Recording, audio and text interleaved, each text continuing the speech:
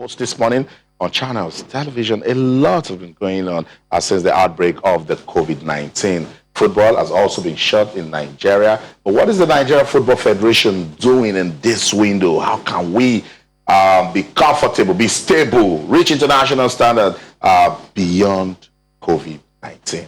Amaju Melvin Pinnick is the president of the Nigeria Football Federation. He joins us now on the program. Amaju, good morning. Welcome to Sports this morning. Thank you. Thank you for having me. And we can say happy Easter. Absolutely. Now, the last time you were here was January the 1st, 2020. We needed to understand what's going on with football. Now everything has been paused. COVID-19. What's the NFF doing with this window? Well, it's certainly a time to reflect and gives us an opportunity to see how we can redirect, refocus, and plan strategically. It's not just for the NFF, for everybody. You know, when you sit at home, it's time for you to actually take a deep breath, pause, meditate consciously, and do what you believe you've not been doing right. You know, it's even in the Bible. If you look at, if you read Lamentations 3:40, it said, let us re-examine our ways, you know, and test it and go back to the Lord. You also read Romans 2:22. It states it clearly. It said, do not conform to the pattern of the world, but be transformed by the renewal of your mind. So this gives us an opportunity for us to sit, meditate, and think. If you just sit at home without doing anything, that means no. We have a chat group, the executive committee, so you see gameful ideas being exchanged every morning, every day. President, this is what we think we are not doing right. This is what you think we are doing right. This is what do we think we should do, you know. So, I mean, it's a time for reflection. As an organization, I believe we are going to make the best use of it. Even in China's TV, it's also a time for people to reflect. Government, it's time for them to reflect. Everybody, just a time for you to take a deep breath. What is happening? Does this happen for a purpose? We know that everything works together for good for those that love God. But I believe this is for a purpose. I agree. So we'll come back to Cecilia. I think we also brought an evangelist to the show this morning. Let's go on this quick break. When we come back, we'll talk more on football in Nigeria. It's beyond COVID-19. Don't go anywhere. Stay with us. So that's what it is. That's the only way out of this. Stay at home, guys. Remember, Frodeno, he stayed at home to raise 200,000 euros to support healthcare in Girona. So stay at home. Don't go anywhere. Just stay at home.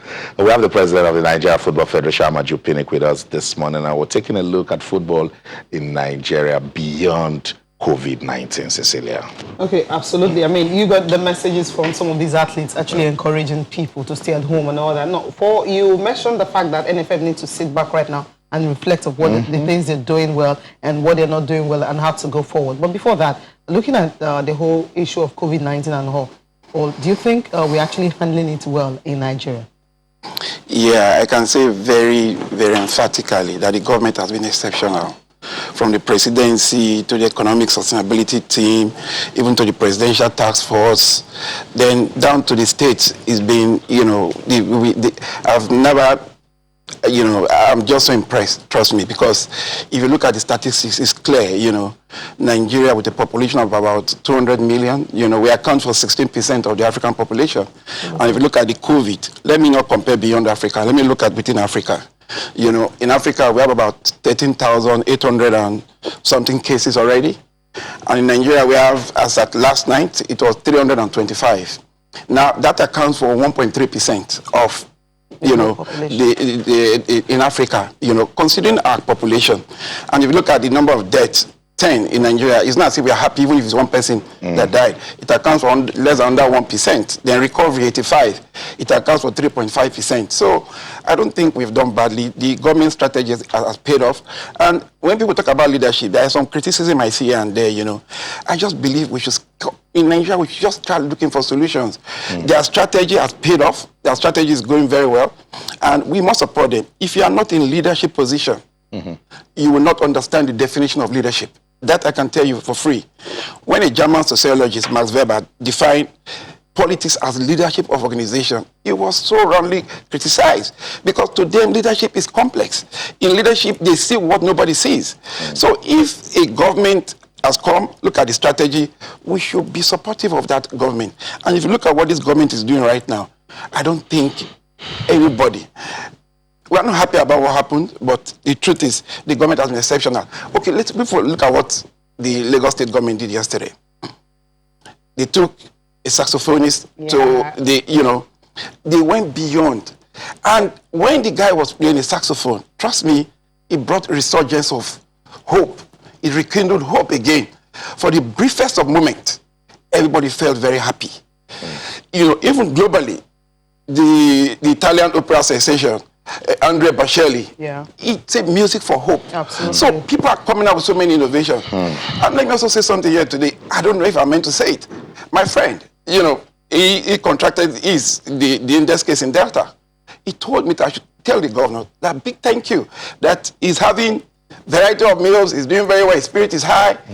So people are beginning to see that, listen, if you follow the protocols, you will live. You follow the protocols, and Nigerians too, they've been quite supportive. Staying at home, they've listened, at least 95% of Nigerians believe in what is going on. So kudos to the government, 100%, Okay, so sounds good. I know with love we can beat this COVID-19. We need to be supportive, come together and stand with persons that have tested positive and pray they become negative again. Let's take a look at the global impacts this will have on football.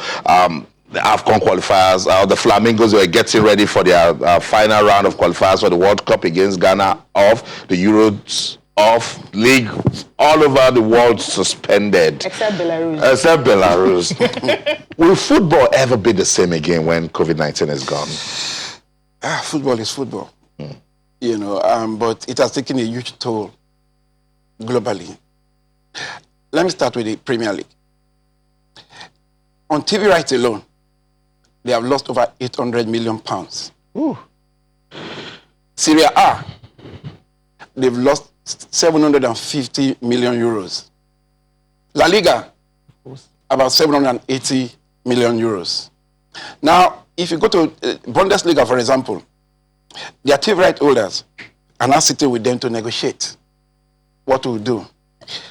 The pay TV, television, Canal Sports, and Bain TV. These are the right holders of the French Ligue 1. And they said clearly that, listen, we cannot pay because there's no content to deliver. Now, they are withholding 125 million euros that was meant to be paid. Now, players are thinking of pay cut. Barcelona, we all know, 70%. Juventus. England has said, no, let us go around the board and say, okay, 30% pay cut for everybody, which, of course, will translate to about 500 million pounds. And if you look at government alone will lose about 200 million as taxes from there. So it's really telling on, let's talk about the Olympics. 6 billion for moving it to next year. Then coming home to Nigeria, by now we're meant to be celebrating the girls in our ITO NFF Awards. We already contacted them, we want to give them, because female football has given to Nigeria what no other sector, not just football, in the economy, has given to Nigeria. So we decided that the 1999 set that went to the quarterfinals and just get to the finals of the World Cup, we want to celebrate the way we celebrated the men last year. That's what we're going to do, I'd already spoken to Gianni, he has accepted, he has given us a date to come to Nigeria, but we don't even know if that will hold anymore. Even if it will hold, we have to do it very nicely, calm and very quiet. Our ITO Cup, the same thing, So we need to sit down and say, okay, and even when you look at our optimum sponsor, which is ITO, they're a major player in the upstream sector of, Now, if you look at the oil, it has come down. Yeah, absolutely. To produce a barrel of oil is $17. So how do you think this will cope? So there's going to be a major aspect of it. Yeah, post COVID is going to be very, very tough. So we, on the part of the Nigerian government, we will come out, we're going to take some very difficult decisions. Very difficult, very impossible decisions. But we're going to engage critical stakeholders and also lies with the ministry, in looking at things that we can do Well, what are some of these realistically. decisions you're talking about? I cannot just say for now, you know, but I need to interface with our bosses. That's the ministry. I need to But does interface it with the include executive like committee. maybe courts? I mean, You know, courts, we'll definitely courts, look at what we have. Right now, we have about 11 national teams. We have all those things going on. We know what football means to Nigeria. Yes. So we need to interface with critical stakeholders. We also need to interface with the ministry and see how best we can position or reposition ourselves. Because trust me, it is really, really But bad. will that really involve maybe just getting rid of some competitions that you feel are not important? No, every competition is important. That I can tell you. There's no competition that is not important. But what's called the scale of preference. That is the truth. You look at your priority. You look at the priority right now. It doesn't mean in future that we cannot go back to, you know, there are so many things that we need to cut down on. We have to look at the reality of what is going on. It's not just going to affect X, Y, Z. It's going to affect practically every facet of the economy, which means all the other sponsors will also come back and say they want to renegotiate with you, they want to talk to you again, so we pull out, a lot of things, you know. It's a global force majeure. You know what a force majeure is? Force majeure is not sui generis to on the pitch. It can also happen off the pitch. It's something that you and I did not predict. It's something that we cannot say happened, you know, that we saw coming. Nobody. Okay. Tough. Let's bring it back to football administration in Nigeria. The last time you were here, you said there were a lot of distractions, persons here and there are trying to, you know, pull down the NFF and not letting you guys really work with this COVID-19 window. Is the NFF focused now? Do we still have those distractions? Well, I can't be emphatic on them. That's the truth. But a lot of things are going on. But we believe that we don't want to get distracted, irrespective of anything, because we know this year and next year is going to be a tough call for Nigerian football. We need to qualify for the World Cup. It's unforgivable. It's a sin that you cannot forgive. It's like the Holy Spirit. You cannot. It's a sin. When you sin against the Holy Spirit, know that you're going to hellfire. So if we don't qualify for the World Cup, we know what it means to Nigeria. So we need to stay focused, and we want to enjoy everybody to support us in ensuring that we qualify for the World Cup, qualify for the Nations Cup, and possibly play in the finals. But the good news about this is we have a very young, enterprising side, very disciplined side. Like I said, I can always say this is the most disciplined Super Eagles I've seen in the history of Super Eagles. Okay. They are quite disciplined. They are quite passionate about the country. You know, so we don't want to latch on that and make sure they qualify, not just qualify for the Nations Cup. I know by God's grace they're going to qualify with a game or two to spare for the Nations Cup, and also top their group in the World Cup, and whoever they bring on, we are ready and qualify for the World Cup early enough. So these are the things we don't want any form of distraction, and we are working around the clock in ensuring, because Nigeria, if you understand the theatrics, the dynamics of qualifying for the World Cup, Nigerians will know that we need total concentration in ensuring that we do that. I think that's really important. But another thing is, you know, you mentioned earlier in your introduction that there are some things NFF are not doing well. And you want to dwell on that, the things they're not doing well, and what you intend to do to actually correct those mistakes you've made in the past. Cecilia, is there everything that you do well in your house? I understand. I mean, you mentioned. So there are some things. When I mean, listen, yeah. I take responsibility for some things that possibly, but it's not for me to come out here to say it, because you cannot even pinpoint X, Y, Z. There are some things. First thing we've done, we've moved to our footballers, which is good. Which is very good, and we also look at some of the areas that we believe we need to strengthen. Okay. In terms of governance, we need to look at proper governance structure, fiscal responsibility. We need to strengthen all those things. You know, these are perhaps some of the little things in terms of admin. We need to up our ante in terms of administration, in terms of organization. You know, even let me tell you, the best leagues in the world, the best FAs in the world, with this window, trust me, when they come back, they have to do things that they used to do. So it's just an opportunity for us to right some wrongs. Okay. And move to the next level. Principally, that's it. So we are looking at all those areas. For example, look at our marketing department. We are coming out with a chief commercial officer. We are coming out with a new head of female football. We are coming out with something. All those are things that are novel that we want to strengthen. So, but like I said, there are some things that in public you cannot come out to say, because it's not just me. I'm just like a prime interpreter. But that's it. It's a public office. No. Listen, Cecilia is trying to, because you said there are some things people are not doing well. I've answered what you want me to answer. Of course, another aspect is people have been talking about we not having a football culture. Like you hear some ex-internationals and even coaches, they said, okay, they will have a culture for players in a particular tournament on the 17th, and when they graduate to under 20, it's a different football culture. Then the Super Eagles also, you have another team, another coach is going to come in from maybe Germany or wherever, and also have his own football culture. It's some of the strategies you're talking about. I want to disagree with you about our football culture. If you know Nigerian football culture from the beginning, it's our style of play. We use a wing play, very seamless, sublime passes. We from the goalkeeper to the defense open up to the attack, then to the midfield, then midfield spread the ball to that's traditionally. We saw that in the 90s. Yes. Right now we hardly see it. But you see, the truth is, you don't stick 100% to a pattern of play. You look at the dynamics of your opponent. What about if your opponent, they have very fast wing backs? I understand that. Football has gone beyond. Football has gone, in those days, what they used to call German rugged football, kick and follow. Rangers, sorry, with all due respect to Rangers, that used to be the pattern of their game. But if you look at teams those days like Flash Flamingos, tip-tap, Abiola Base, tip-tap, So Brazil, the copy. So it's not that. Nigeria traditionally, these are play, and it has paid off.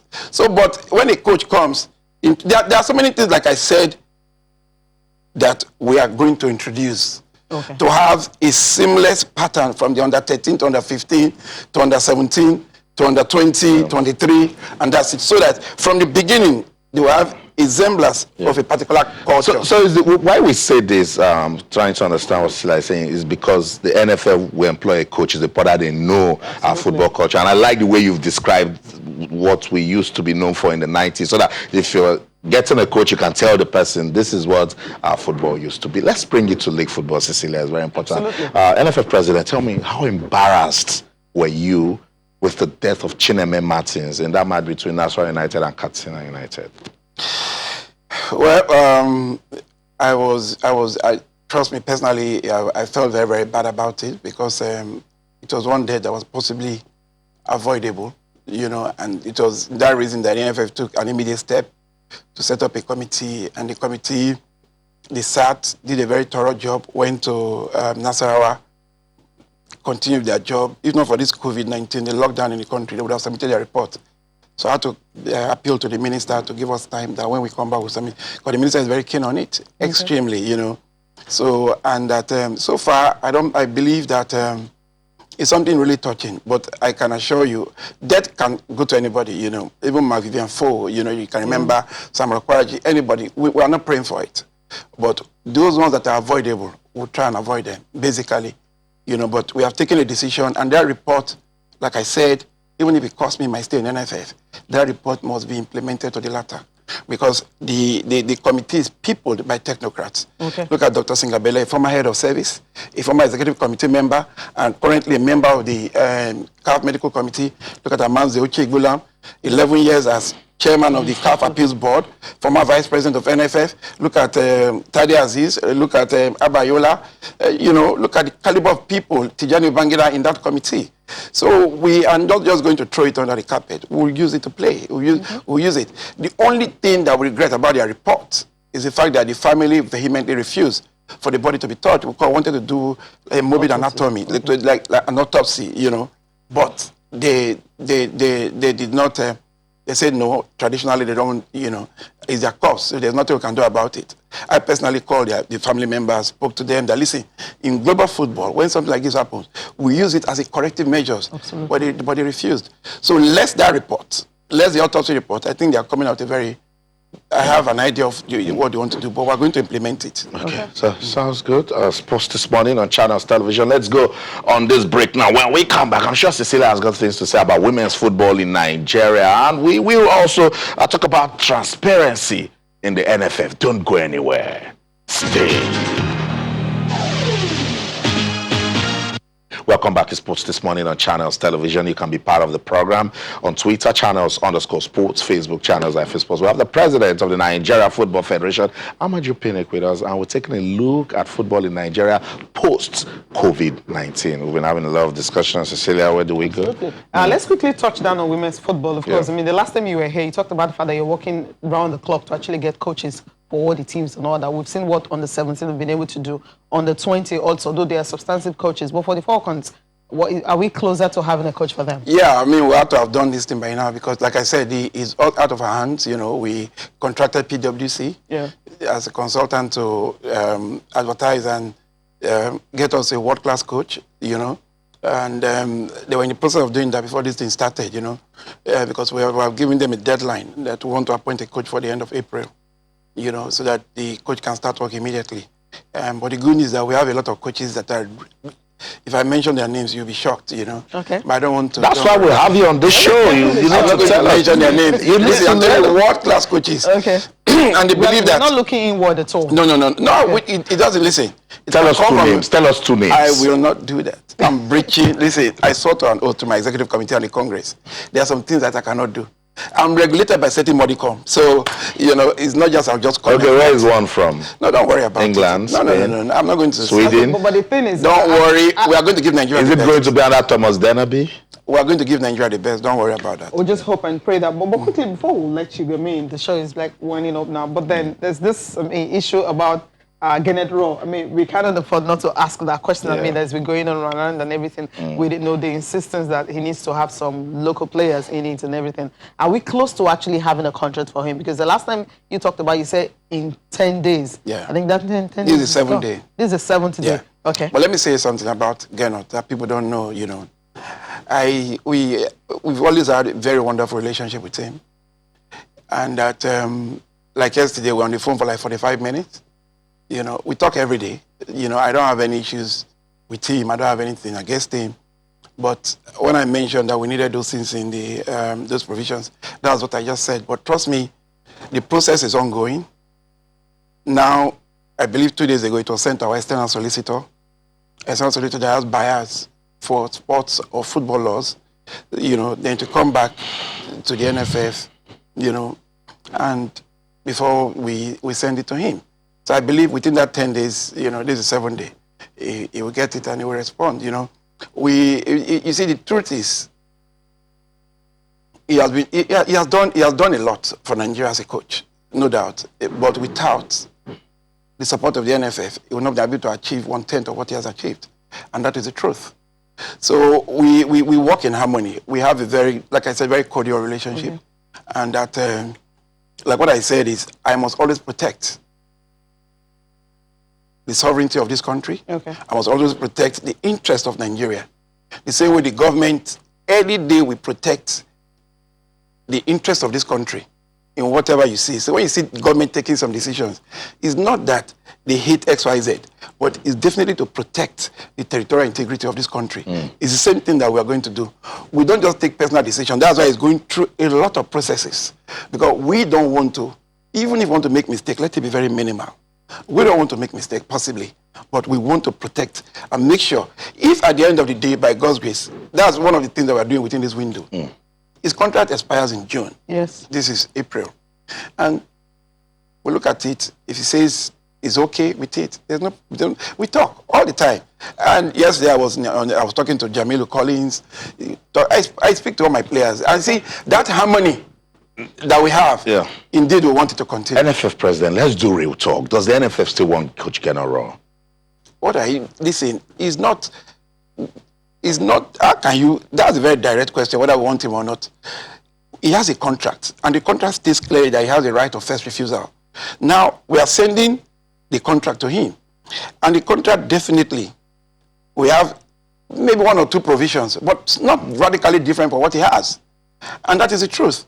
So the truth is, when people talk about Gennett Raw, I know a lot of people that were antagonistic when we brought him in the first time. Oh, he coached Niger, he coached XYZ, he's not fit to coach Nigeria. These are the same people now Even when after the World Cup, no, look at what he did. He didn't even introduce a change. If he had introduced a change, we would have beaten Argentina. We don't want him. He's XYZ. When we lost to South Africa, the same thing. You know, but these are same people. So, but the NFF has always been steadfast.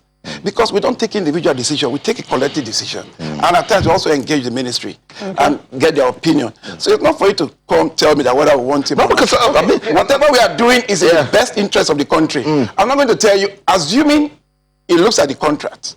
And like I told you, it's not radically different from what he used to have. It's just something you needed to put. Yeah, let's look at one of the clauses, and this is from our viewer as our NFF president. Young Striker says, will the players also be paid in Naira since you want the coach's new contract to be in Naira? The players when they play in Nigeria, their bonus has been in Naira. When they play in Nigeria, when they play abroad, when they go out, then we pay them in dollars. But that can even change because, like I said, we're going to take so many difficult decisions that will go across board because we need to promote our fiscal policy. If the government is saying that we need, to strengthen our Naira, we shouldn't be paying dollars. We're an integral part of the government, and we must inadvertently support everything the government is doing. And that is the truth. We don't need government to tell us to do this. We know that if we pay Naira, it will strengthen our Naira. Then why not? Okay.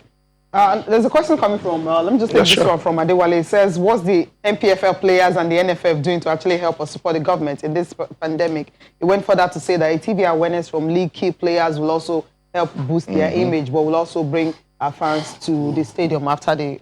Well, I did, of course, I did something about 3 weeks ago. Of course, and you saw Ahmed Musa was part of the one from the ministry. And behind the scene, we do quite a lot. We're doing quite a lot.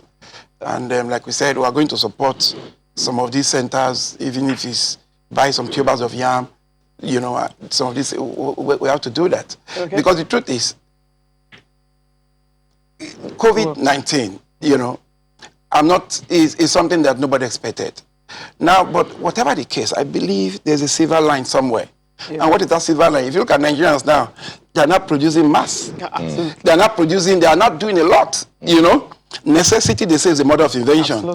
But trust me, at the end of COVID, we're going to have hospitals in Nigeria are going to be a lot better than it is now. There's going to be a lot of production. My in-laws from the East, you see them start developing catheters, some surgical materials, pulse tubing, even the surgical scissors.